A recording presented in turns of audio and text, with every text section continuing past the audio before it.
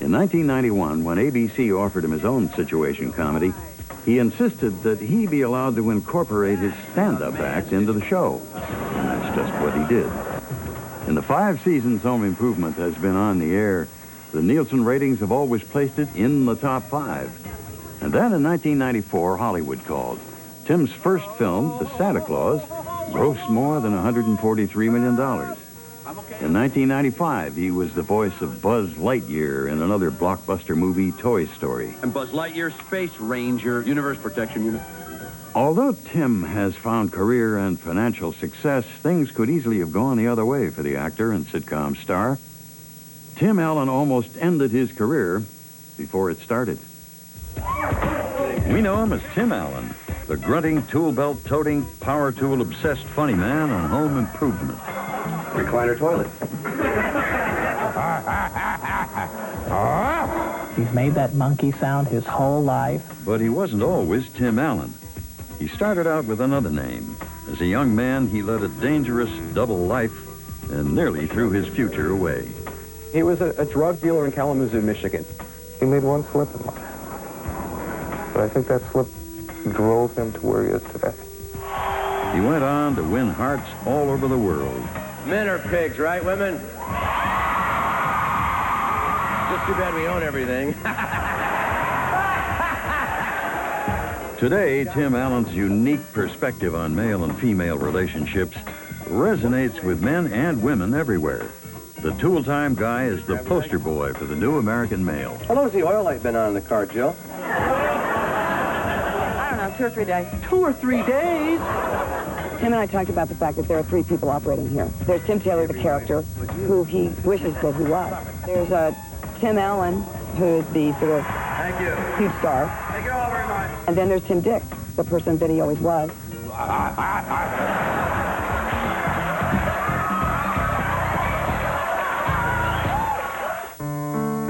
Denver, Colorado, 1953.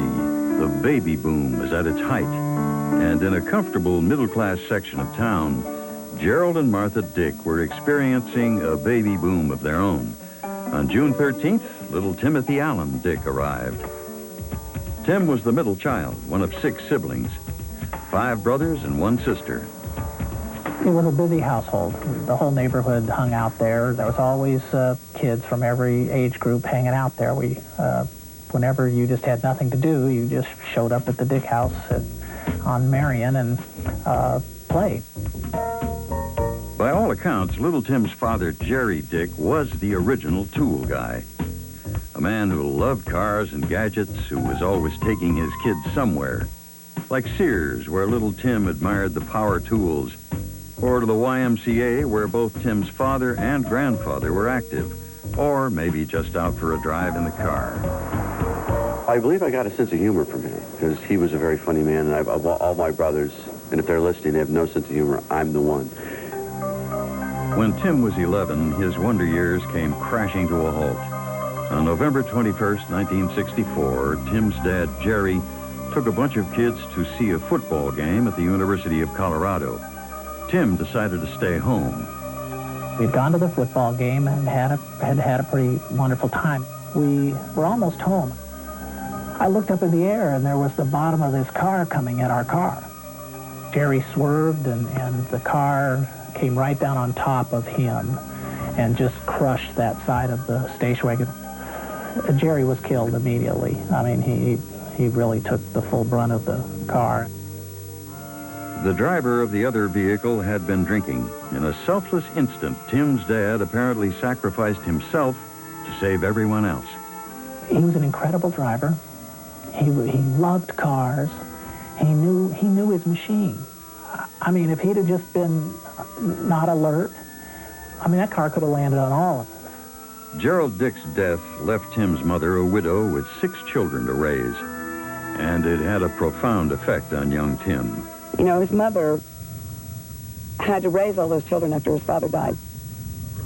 I think he watched his mother go through that, and he learned a lot about women. Tim's mom eventually remarried and moved the family 1,300 miles to a suburb of Detroit. Tim tried to make friends, but it wasn't easy because kids made fun of his name. And to make matters worse, his new stepdad's name was Bill Bones. You know, with the name Tim Dick and the Dicks and the Bones, I mean, obviously there'd be some, you know, your kids, and that's pretty funny.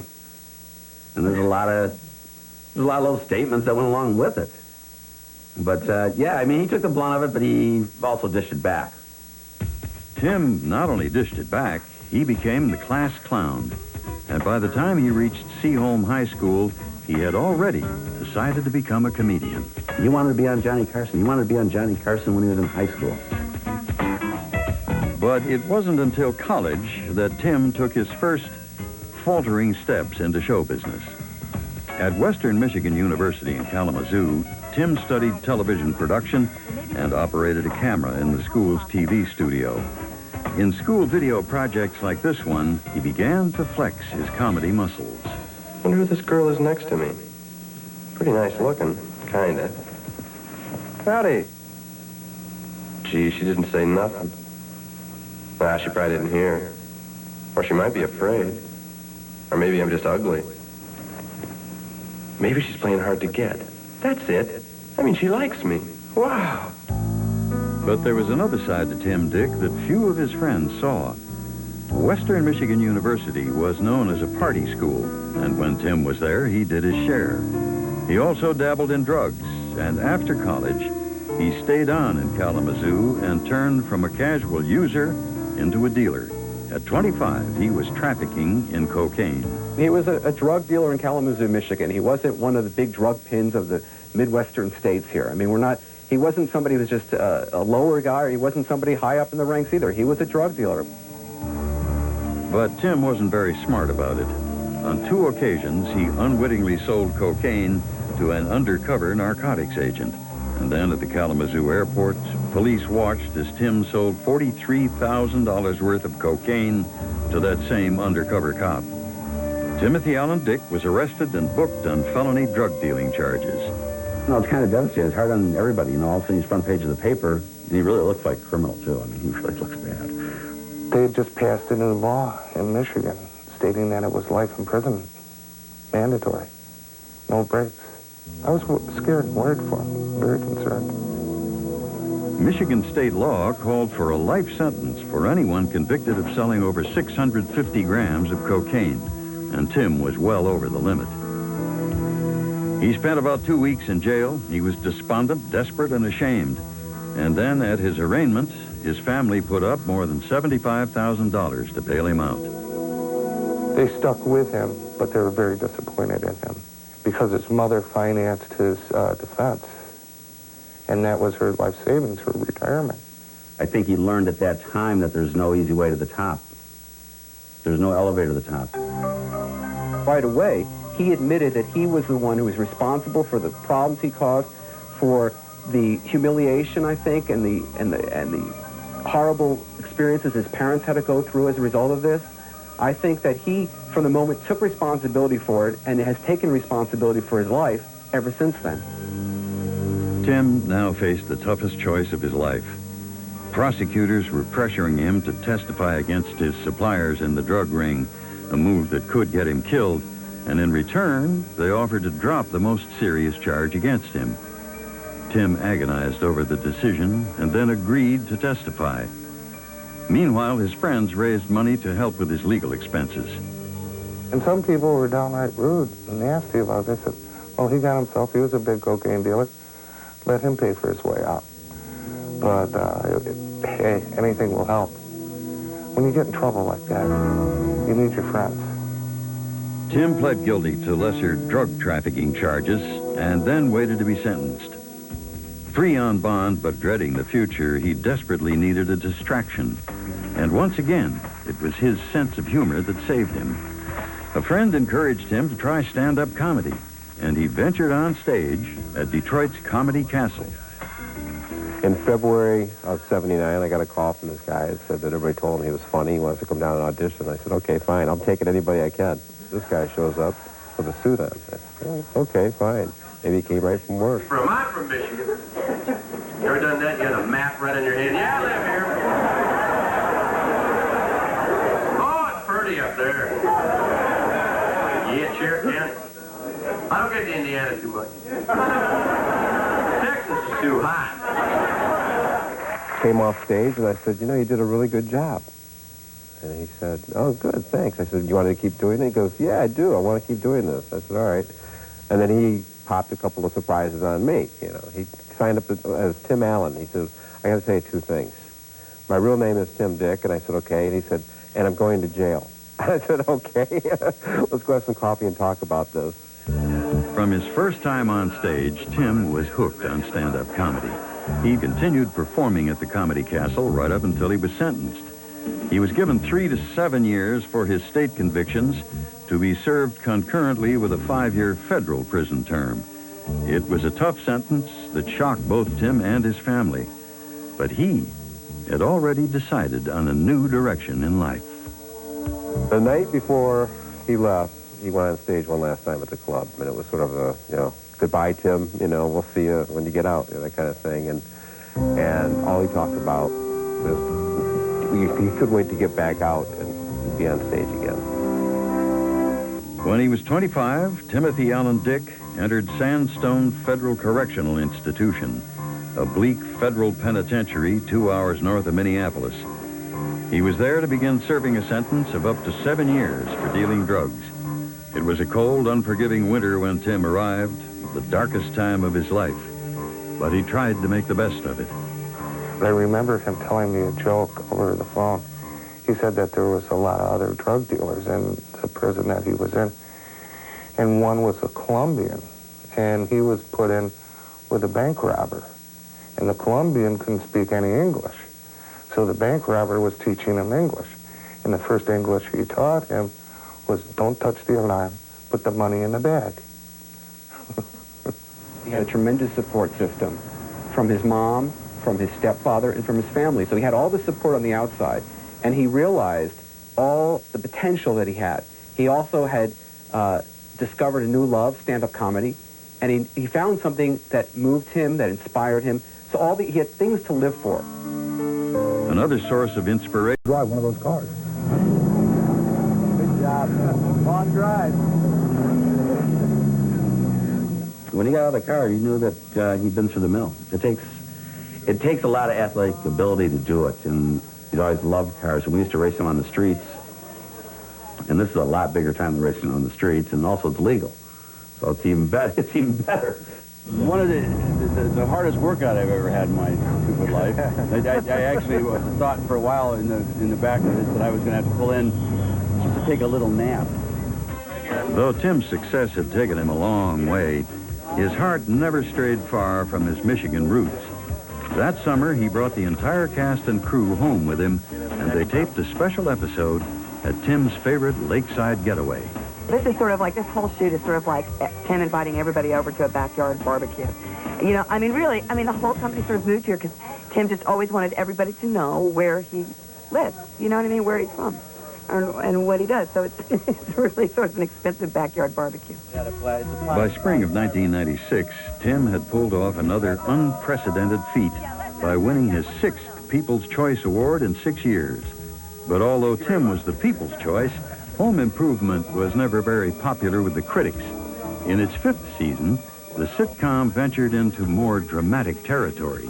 In one critically acclaimed episode, Tim's family has a scare when Tim's son gets tested for thyroid cancer. But Tim took on the very serious subject in his own unique way.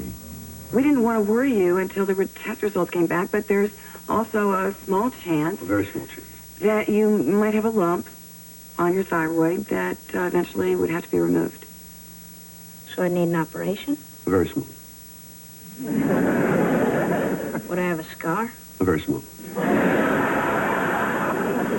Dr. Kaufman is going to call by 6 o'clock tonight. She's a very small doctor. In the fall of 1995, Disney began to sell reruns of Home Improvement into syndication, ensuring that Tim and his tool-time antics would be seen for years to come. The deal, worth up to $600 million for Disney, prompted TV Guide to call Tim the most powerful man on television. I think along with Roseanne, Tim Allen will be known as one of the top television stars of the 90s. No question about it. The way he's been able to reach out to America across the board is something that I can think only Roseanne Barr has done besides. Stand back, everyone. Meanwhile, Tim's movie career went into orbit. In 1995, he could be heard as the voice of Buzz Lightyear in Toy Story, the world's first full-length feature motion picture animated entirely by computer. I'm Buzz Lightyear, Space Ranger, Universe Protection Unit. My ship has crash-landed here by mistake. Do people still use fossil fuels, or have you discovered crystallic fusion? But along with the growing influence comes a deepening sense of social responsibility.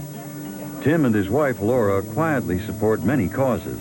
And in 1995, they pitched in to help rebuild the Hollywood YMCA in memory of Tim's dad, Jerry. Well, I grew up in Denver, and my dad was a big member of the YMCA before he died. My grandfather was the president of the Denver YMCA, and we went there all the time as we were kids. And I'm certain that he's real proud that I've carried on the same tradition of my appreciation for the YMCA, as well as a love for the people here. At the YMCA dedication ceremony, Laura once again stood by Tim's side. It's where she's been for nearly 20 years, through thick and thin, rooting for Tim, advising him, the strong woman behind the successful man. Very strong. Tim would tell you that. She manages everything well, and she's sort of running his company. It's not easy to be married to someone who is working as hard as Tim does, as famous as he is, and as powerful as he is. And, you know, there's a thing in Hollywood about the way that spouses get treated when they're the spouse of. That's somewhat dismissive and not fun. I think that Laura deals with all of it very well. She's real smart, and she has a great sense of humor. And they are deeply in love with each other after many, many years. It's very sweet. One of Tim and Laura's newest business endeavors is Tim Allen's Signature Tools. They recently began marketing a line of hand tools specially designed by Tim. As a matter of fact, cabin back here, I built with this hard hammer in a little under 1 hour. On home improvement, Tim's television children have grown up before our eyes, but Tim keeps his own daughter, Katie, far away from the glare of publicity. He's very protective of her privacy. He's just a great dad. He loves family. He obviously loves to spend time with his wife and daughter. You know, he's just a very, very down-to-earth family guy that loves his family more than anything and should. And it's a great grounding and balance for all this other craziness. For Tim Allen, life has been an almost unbelievable journey. From a prison cell in Minnesota to the pinnacle of success in Hollywood. More power. These days, the sky seems to be the limit. Tim keeps his friends guessing about what's next for the guy with the power and the talent to do almost anything, except perhaps build you a house. Call me Thumb. No. Tim is just like he is on the show. Oh. He likes tools. He likes to try and work with it. But Tim's forte is really what he does. Being the funny guy. Tim's not going to build you a house. But, you know, he could probably, put a painting up. If your refrigerator went out, I wouldn't call him. I'd call somebody else. But, or your air conditioner, your furnace, or anything like that. He's not that great with furnaces. You know, electrical and gas and that type of stuff I'd keep him away from. Oh. I think that basically Tim has a root core of moral courage. He wants to be a good guy. Very much. I think he could do almost anything. Well, maybe not Shakespeare. But, you know, I mean, there are many things that he could do.